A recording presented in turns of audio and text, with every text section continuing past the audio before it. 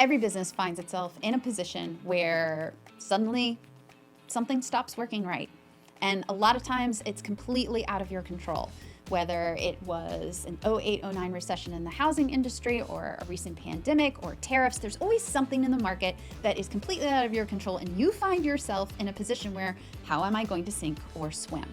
You maybe have a client concentration issue. Maybe you weren't keeping your sales pipeline to the top like you should have been consistently. Well, today we're going to be talking to Shane Warren of Warren Builds, and he's going to be talking about how he weathered the 08-09 recession. If you were not part of it, it was a big old housing bubble that burst, and when you build houses, that's a problem.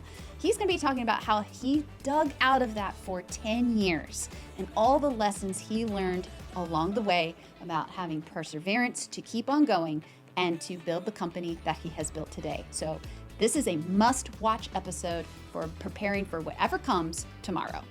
This episode is sponsored by Steel Toe Communications, and this episode is also sponsored by Illuminate. Well, Shane, I'm so happy to have you on the podcast today. You and I have been swapping war stories before the camera rolls, so I am really excited to share kind of our stories of perseverance and how they've gotten us to where we are, and some of those lessons, of grit and getting through it for some of the choices that we've made. So welcome to the show. Thank you. Yeah. So tell us a little bit about Warren Builds before we dive right in. Yeah. I've been an entrepreneur pretty much my whole adult life. Even in college, I was trying to find any type of job to make a few dollars so that I could go out or for the weekend or. What was your most creative? I've heard some really creative ways of making a buck early in life. My most creative way, which was kind of a little bit of a flop, but my friend and I fancied ourselves. We thought we were kind of fashion people, whatever. So I was working for this modeling agency, and we put on a beauty show. Oh my God. Okay, all right. And I had a friend. You're a first for that on the show. And I had a friend of mine that worked, she's in a soap opera from my hometown. So I had her as the headline. She came down from New York. She was the headline for the beauty show. We ended up breaking even. We didn't lose. We didn't lose money. But I was ready to spend the money. I had everything lined up. I'm going to be able to get this, to do that. We thought we rented out a big kind of hall. Mm-hmm. But again, we didn't lose money. We broke even, but it definitely wasn't a payday. But we were always trying to think of ways. Him and I were a lot alike. And that way, we were always trying to think of ways to make money, so we could go on spring break, or just go out, or buy some new clothes or whatever. So I think it's a really interesting, experiment. I think we get away from it the older we get, but just that experiment of, I don't have any money and I want X, right? So we had a guest that he went to, basically almost like a boarding school type thing where everyone was getting, these care packages for mom and dad and these allowances. And he's just like, I'm just happy to be here. And they would eat out every night. And he was like, I really want to eat out. I really want pizza. And these guys are just ordering pizza, whatever. Yeah. Well, he decided, entrepreneur, he was like, you know what I'm going to do? I'm going to order that pizza. I'm going to sell 10 of those slices. Mm-hmm. So he started selling his pizza by the slice to hungover college, boarding kids. And then his pizza slices were paid for because of that. I was just like, but I think there's these lessons in just creativity. Yeah. And I always tell people, I mean, it's always about the money, but it's not about the money. Right. Money is a tool. Yeah. And I always tell people I can always make more. Yeah. I always figure out a way to make more. Yeah. It's never a position of scarcity for me. Right. But it's always creatively it's almost like those challenges that you see. Yeah. Can you make $100, today? You got nothing, go. Yeah. And I think the opportunities that are out there for that now compared to when you and I were young. Yeah. You and I have to sell pizza slices or put on fashion shows or, papers or figure something out, right? But if you now with like the digital economy and it's just freaking scary what Yeah. you can do. Oh, yeah. So it's, Yeah. but it's also really creative. Yeah. So, all I right. agree. So you're a serial entrepreneur. Yeah. I will say you are the most put together construction person we have had on the show. No offense to any other guests we've had. So Well, you learned a few things. Yeah, you know, I mean, I've been doing construction for 27 years, but I don't own any tools. Like, really? In fact, when we first moved into our house that we have now, I needed to do something, and I asked my wife for her hammer. And she's like, "Are you serious? Okay, your wife and I would be friends because like every weekend, like the staff, at Illuminate, they, are always asking me like, "Oh, what'd you do this weekend?" And I'll say like crazy things like, "Oh, I built a walk-in closet. Oh, I'm framing, in, a drop-in ceiling because I bought this 100-plus-year-old house and right. there's always a project, Yeah. So they're always just looking at me. So it's like, oh yeah, I never have a manicure because Well, see, I'm working on something. Well, that's the difference is that you can do it. I can't do it. Like I can hire you somebody, hire somebody to do it. I can tell them if they're doing it right or wrong, but I'm not. You're not a field guy. I'm not a field guy. Okay. Yeah. Okay. So like she was like, you're the one who owns the construction company. You should have the hammer, not me. But yeah, I mean, I've learned how to kind of manage things over the years. I've learned how to figure out. Make sure things happen the right way or happen at all. And I can see stuff and I can see that, hey, this is being done right or this is being done wrong. Because when I first started, like, I didn't know anything about I was a mechanical engineer. We did calculations on a piece of paper. We didn't build things. Like, I didn't know one thing about building. You started out GE, right? Yeah, I started out at GE doing technical vibration analysis calculations and then I started doing construction, like it really like just a switch. And all of a sudden I found myself, building these large 6,000 square foot homes. And I did it on my own. I didn't know, my father kind of helped finance me a little bit. Okay. The friends and family round? Yeah, he was like, hey, you want to start this business? I was like, he's like, you can make X amount of dollars. I think at the time it was like, well, we can do 4 homes a year and get $50,000 a home, and you can make $200,000 a year. And I was in my early 20s, And that sounds like I was like, this is money. fantastic. Yeah, I'm like, that'd be great, and have some flexibility in my schedule. But really, did I realize it's not that simple? What schedule? No day is exactly the same. Always on. Yep. They're always calling you. Weekend, night. Like, it was always. And I joked, like, when I say, like, when people ask, why did you start a business? I say, because I wanted to be my own boss. But, like I was saying to you earlier, like, every customer is my boss. You know? I had people calling me. This woman, we had finished her home. It was a house on the water, but we'd finished the home. Her husband was in the Navy, so he was he was working abroad, and the smoke alarm went off, and it's on the 2-story level. So she called me like 3 a.m. on a weekend, and she had young kids, and the smoke alarm's going off, and she couldn't get to it. So I had to go down there. It was like an hour drive, at 3 a.m. on a weekend. And she was not my wife at the time. And she's like, "Are you serious?" I was like, "What am I gonna do? Like, if I want to have like a unhappy customer, or if I do this, then I'll have a good referral. I'll have a good happy customer. I mean, the project was done, but still, I mean, you want those maybe next time, like, bring that smoke alarm like a little closer in, maybe, Yeah. so like you can be at least like on that landing or something to get to it. Maybe with even a broomstick or something. 100%. So 2 lessons learned there. So you went from mechanical engineering and you jumped into construction. Yeah. And when did you do that? When was that jump? 1999. 1999. Okay, so dot-com bubble didn't get you at all, right? They made their money. You could capitalize on that, whatever. But if I remember correctly, because I lived through it too, a couple of years later, a little bit more than a couple. Yeah. And it's famous for anyone that's not used to it. The housing industry has these ebbs and flows. It's not little, you're talking about vibrations. It don't look like this. Right. It looks more like this. Exactly. So we caught a big downturn. Yeah.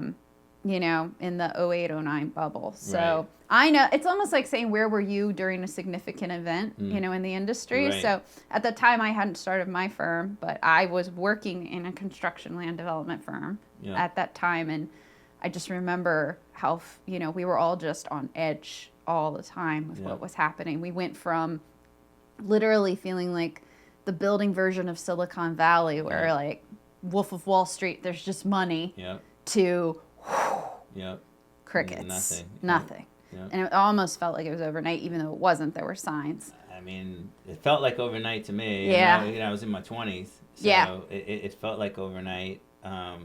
Because to your point, like, I mean, at the time, like we could walk outside and you'd have another contract. Oh. I couldn't handle the contracts. Like, I had to turn things away because I was, you know, I had myself and maybe one other person. That's really and lean. we were managing these, you know, estate homes, and you know, I was probably doing 3 to 5 a year, and we'd have just one project after another, and you know, but then all of a sudden, it literally felt like overnight, or over a weekend.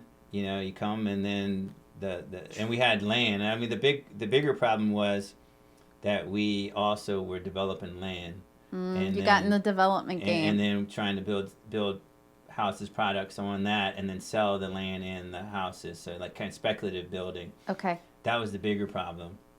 So we had a number of land developments going on during that time. And so not only did we have customers that we had to like complete their projects, I was getting swallowed up by these land development projects that, you know, I couldn't then turn around and pay. That we had contracts that folks backed out. We had a builder on one that was going to take down the lots, you know, once we got to record plat, and they backed out. And so I'm holding all this, you know, basically land. And I had huge mortgage payment, basically. Banks knocking on my door saying, "Where's the money?" And I didn't have the money, and I had. Did any of them try to call the loan? Because that usually it will get to that point where they'll just be like, "Nope, we're going to call the loan." Yeah, well, I mean, even crazier is that some of the banks, they went out of business. That gave us the loans. So we had a couple of projects where I forget the name of the bank, but they went belly up, and then so which was kind of a little bit of a hiatus because we didn't have to pay anything. Right, because nobody was like. But eventually, someone showed up because they bought the notes. Bought all the notes. And that's when the bank consolidation really started. Correct. Yeah. So then they eventually showed up. Where's the money? You know, you're that much more accumulated in debt, and it just was just one thing built out, you know, on top of the other, and it was a struggle. It was stressful. It's probably hardest from a business standpoint. It was the hardest time of my life. Yeah. To dig myself out of that. Yeah. And it wasn't a short dig. No, it was well over 10 years. That's of digging. A long time. Yeah. I always tell people, at least from my experience, from because we have cycles in businesses. Yep. You know, I don't want to say you're a unicorn, but it's not common for you to have a business that just perpetually grows every year, every year. At some point, the market's going to come. Yeah. And you're going to experience some turbulence, right? Yeah. Whether it's planned turbulence because you're having to invest to grow, or it's, you know, something completely out of your control. Right? So like what you were experiencing, COVID's an example. For some people, tariffs can be incredibly disruptive. Supply chain issues can be incredibly disruptive, can throw off your whole entire business. But I always let people know, for the time that you're in it, it takes twice as long, at least. Budget twice as long to get out. Because that's about what it takes Yeah. to get back to where you were, Yeah. at least in my experience. Oh, But yeah. 10 years is a long haul. So, you know, a lot of people would have just thrown it in. Yeah. So what did you do when you found yourself in a place like that? What are some of the things that you did to, because you had to get creative. Yeah. Yeah. The engineer had to get creative. Yeah, you had to get really creative. You know, I mean, I had a couple of really come to Jesus moments with myself. Like, do I want to keep doing this? You know, what am I gonna do? But at the end of the day, like, I would be a terrible employee, you know, myself. So I was like, all right, what are my options here? You know, I have to keep moving forward, and you know, I kind of feel like I do have that temperament of like, you know, never give up kind of a temperament. And so and I had some folks that, you know, they said things to me, and I took it to heart. You know, like an attorney that you know, where he was just like, you know, this is not personal, this is business, you know, and you have to just make business decisions along the way, and you know, you can't take things personally. And so, you know, and I just, and also, like, you know, just deal with things head on. Like, things are going to be hard, but so that's where I really just did. I called each vendor, Okay. and I just dealt with it just head on. And I said, hey, you know, we're all in this situation. I don't want to not pay you the money. You know, sometimes I was like, you know, there's no way I can pay you this full amount, but I can pay you something. I don't want, you know, to just walk away from it, which I could, Right. you know, but you know, I don't want to file necessarily bankruptcy. If I file bankruptcy, you're going to get nothing. Right. So They're incentivized to work with you. Yeah. People so don't realize that. Like bankruptcy, you're not getting paid. You're not getting anything. The banks are getting paid. Right. Period. The end. Correct. So, you know, I just did that one after the other, and I set up payment plans, and you know, some of them were 5-6 year payment plans.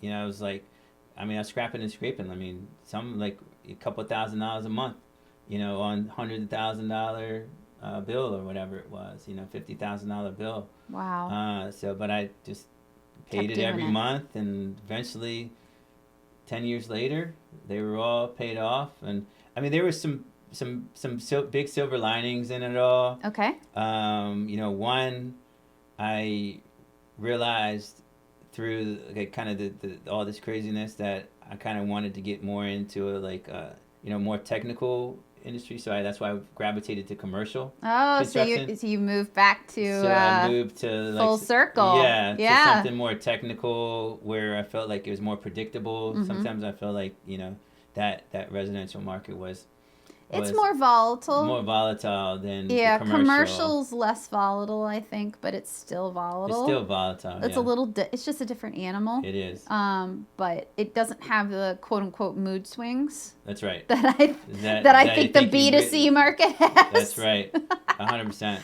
And you don't have to, you know, necessarily. Sometimes you may, but very few and far between are you going to change a smoke alarm on a Saturday, you know, at 3 a.m. Well, nobody's going to be in the building on a Saturday at 3 a.m. If once, you know, 5-6 o'clock, people are going home to their families. They don't want to think about the commercial you know, industry. On the other side, they're thinking about it when they're at home because they're at work. So then when they get home, they're thinking about it. So that was a silver lining that I really moved to over to commercial, and it pretty much have been commercial since then. And then, you know, I also went to business school. I went to Northwestern and got my MBA. Good for you. So because I just wanted, you know, I was like, I don't know if I'm going to be able to maintain this or do this.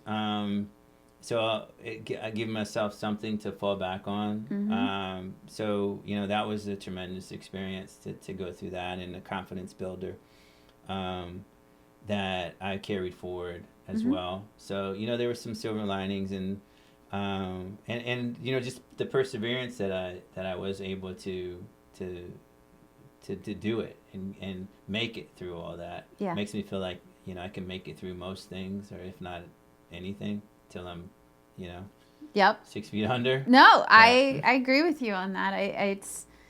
It takes grit and perseverance to do this, you know, and I don't think it's something that everyone has in the same way that an entrepreneur has. Right. You have to balance being almost pessimistic, optimistic, and realistic at the same time, all the time. All the time. Right? You have, and there's something that is called, it's a terrible term, I hate it, but it's something that's called having a morbid mind. And have you heard of it? Mm-mm. Okay, so a morbid mind means, and I think a lot of us do this that are entrepreneurs, we will think through every single version of a scenario of something. We will ruminate through it and play it out. And I think that's what I'm trying to allude to when it comes to being pessimistic, realistic, and optimistic. Yeah. You run through your worst case scenarios, right? We've lived them. Hopefully they don't get any worse than this, but it's that experience that you draw on when the next one comes. You work through the realistic, which is usually what happens. Right. And then you work through the optimistic, which usually become goals, you know, later of like, oh, maybe I can, or maybe this will, or, you know.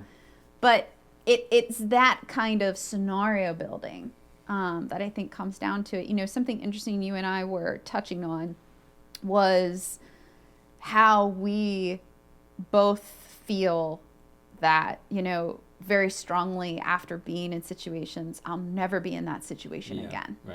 Right? So you were mentioning from the downturn, like you were never going to get caught, especially after a 10-year dig out.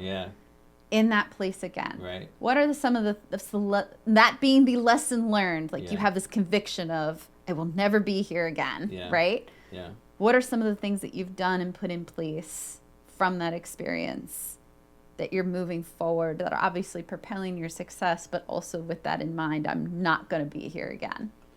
I mean, the biggest thing, and I think it applies to the personal as well, is, you know, the technical accounting term is fixed expenses, right? But yes, basically it means don't go buy that big old car or that big old house because you're making money during an upturn of the market, because a downturn is going to come. Right? It's inevitable. It's inevitable. So like, and I've seen so many of the companies that were just making money hand over fist during the building boom, and then they're out of business.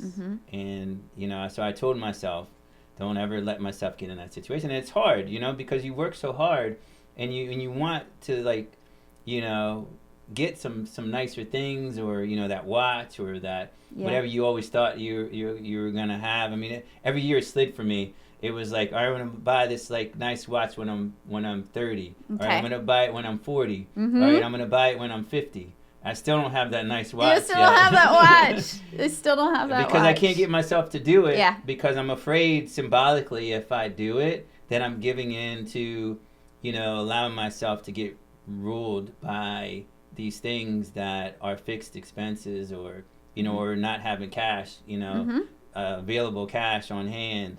To stomach the downturn, or to navigate or mitigate the downturns that are inevitably coming. So like when COVID hit, like I thought, like I was like, I'm ready. Like, you're not gonna get me again. You know, I'm now that older guy that I was saying, how did they let that happen to them when they already been through recessions before? Right. You know, so I'm like, all right, I'm ready. It didn't really hit the commercial industry. No, you guys were not like the hospitality. Oof, you know, not like it. Travel, hospitality, services, restaurants. They're not even close. Not even close, you guys. So ours is coming. Like, I don't, you know, who knows? Maybe in the next 5 years or so, but I think it's coming. So I mean, you know, really just minimizing those fixed expenses and establishing more variable costs. So say fixed costs, so minimizing fixed costs, and then establishing things more as a variable cost. So like, you know, meaning that, you know, when you want to pull the lever, or, you know, up and ramp things up, then you can just up those variable costs and then pull them back. Because things are getting tighter, you know, you can pull them back. So just really like focusing on that, and I mean, at the end of the day, it's just, which, you know, like Warren Buffett or whatever, it's like, you don't have to be the smartest person in the room, you have to be the most disciplined person in the room. Yes. And that's, I have it on my wall in my office because it really speaks to me, of just having financial discipline and fiscal discipline. So like if you do that and you're always focused on that, then I think you'll always be able to navigate a downturn or any like kind of bad moment. So. I think you could take that advice and even pull it out further. It's every great athlete talks about not just showing up, but showing up consistently. Yeah. They're great athletes. Whether, I think a really great example, is whether it's Tom Brady is one, there's others where they talk about, if you really look at my stats, I'm not that much more outstanding than anybody else. I'm more outstanding because I consistently tried more than everybody else did. And we bring that even into our practice here, where we talk about CRMs, we talk about data, we talk about marketing, we talk about sales, and the number one thing that we run into with clients is that they don't do any of it consistently. If you do things consistently and predictably, people know you will show up. They're not looking for this knock the cover off the ball experience. Right. It's actually easy in life and in relationships, regardless, business or personal. Yeah. It's that discipline of being consistent. Yeah. And if the just more at bats you have means the greater chance of success. Yeah. And it's not rocket science. No. At the end of the day, is it? It's not. But I love that. That's really great advice for anybody, not just the fixed versus variable costs, but just being consistent in what you do. Yeah.